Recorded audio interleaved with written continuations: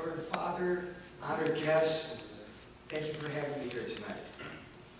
My real claim to fame in life happened in 1974 after Cleveland State University. My parish priest asked me if I would smuggle Bibles and catechisms into communist Romania.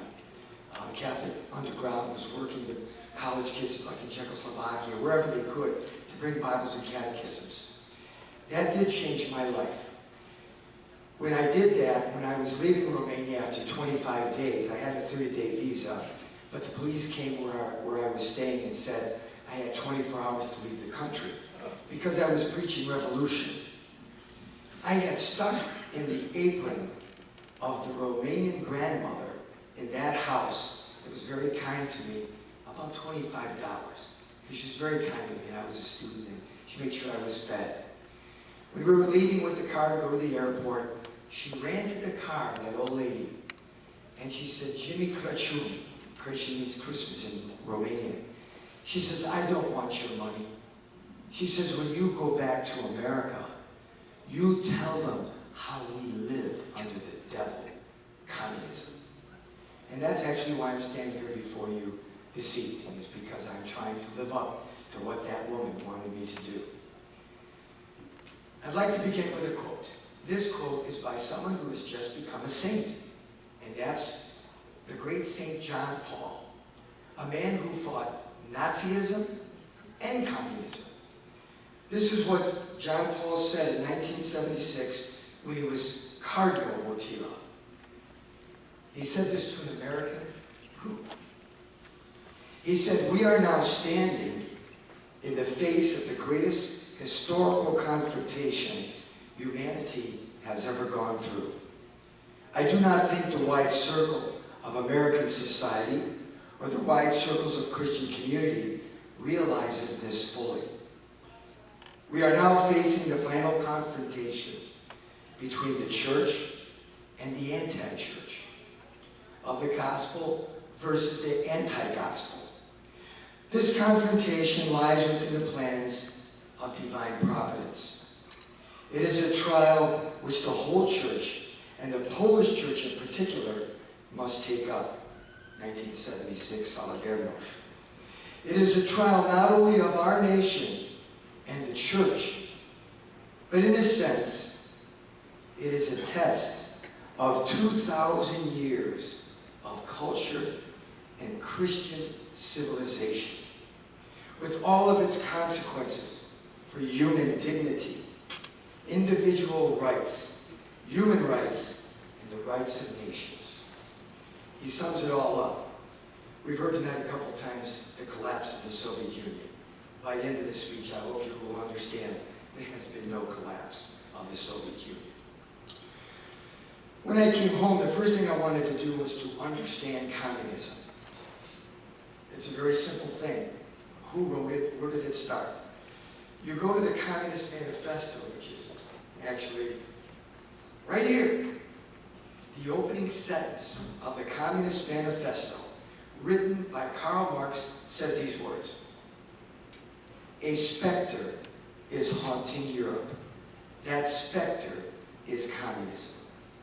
When you go to the Webster Dictionary and you look up specter, it is an evil omen, an evil spirit.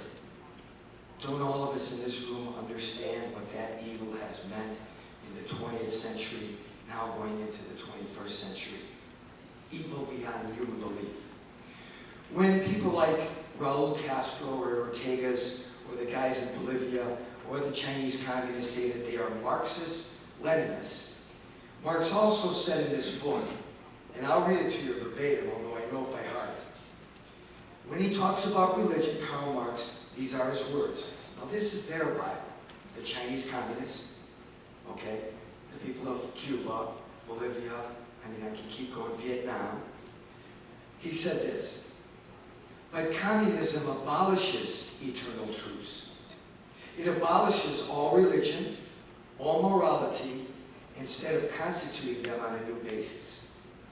And therefore it acts as a contradiction to all past historical experience. The church, the anti-church, the existence of human rights, the destruction of human rights." So again, I said Marxist-Leninism. The man to bring communism to the world was a guy named Lenin. He said these words after 2 years of his revolution in 1919, when all hell had been unleashed against the poor Russian people and Ukraine. Here's how Lenin described his work as the leader of the first communist country. Our power does not know liberty or justice. It is entirely established on the destruction of individual will. We are the masters. Complete indifference to suffering is our duty. In the fulfillment of our calling, the greatest cruelty is a merit. Through a systematic terror, during which every breach of contract, the Soviet Union has fallen, every treason, every lie will be lawful. And we'll find a way to abuse humanity down to the level of the lowest existence. That is indisputable to the establishment of our dominance. Listen to this, folks. By 1921, in the first few years of communism, here's what he did. He had killed 28 bishops of the Russian Orthodox Church, 1,319 priests, 370,000 intellectuals, professionals, including teachers, physicians, and especially history teachers. He had killed 850,000 landowners. By 1924, when he died, it is presumed that the blood on his hands was near 4 to 5 million people. But in 1921, we have our first perestroika, or what we call glasnost, or what they call glasnost.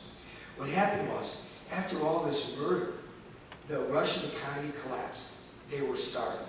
And in 1921, Armand Hammer, an American businessman, saw that the Russian people were starving, and Lenin came up with this thing called perestroika, glasnost, defined as a new openness.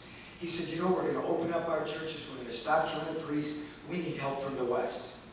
Armand Hammer organized a gift to the Soviet Union to help, Russia at this time in 21, in excess, it's reputed to be over 90 million. America's share was over 20 million. Okay, what did he do with that money? He paid his checkup, which was the first secret police. He paid his Red Army, which was terrorizing all of Russia, killing priests. Okay, so let's move now to 1933. Stalin has been in power since 1924. In 1933, it is reputed that Stalin had killed himself at least another 3 to 4 million Russians. Okay? And in 1933, he was beginning his program against the Ukrainian people. Solzhenitsyn, in his book, Warning to the West, said, in 1933, he was killing by shooting, starvation. He would put 4 Ukrainians together and put a bullet behind one of their backs so he wouldn't waste bullets. Solzhenitsyn says in 1933, 80,000 a month were dying in the Ukraine. Guess what happened in 1933? President Roosevelt began the process of diplomatic recognition to Joseph Stalin. God help the world. Now we're going to recognize Joseph Stalin. There was a delegation of Americans that were asked by the president to enter Russia, go to certain cities, that were all prepared for it.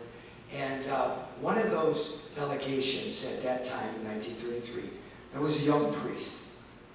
And this priest, because he was a priest, was given books and magazines quietly by the Russian people because it had only been since 17 that all hell was unleashed against them. This priest took those books back to America. He read those books, and in 1936, he went on a speaking engagement of all the Catholic high schools that he could go to and Catholic colleges. I've always asked our Lord and the Mother Mary to help me with the right words to say, given this opportunity to speak on behalf of all of those martyrs, those priests, those bishops in all of our countries. Well, my mother had to do a report on what that priest said in 1936. My mother had to do a report. She remembers it vividly, and she told me this. That priest came in front of him, and she said that the Soviet Union in 1936 has a plan to destroy America. And they will destroy America through the demoralization of the youth of America. He said to them, one day in the distant future, you women will wake up. Some of you will be mothers. Some of you will be grandmothers. You will look out in America. Your children will be on drugs, and your streets will be littered with pornography. And you will say, 1936, you will say, how did this happen in our America? And I tell you, I have seen the plan. The priest said, they will do this through the demoralization of the youth of America through drugs and pornography. We know the fall of the Roman Empire. We know the English used it against the Chinese opium. We know how easy. That's why they said we would fall like a ripe plum.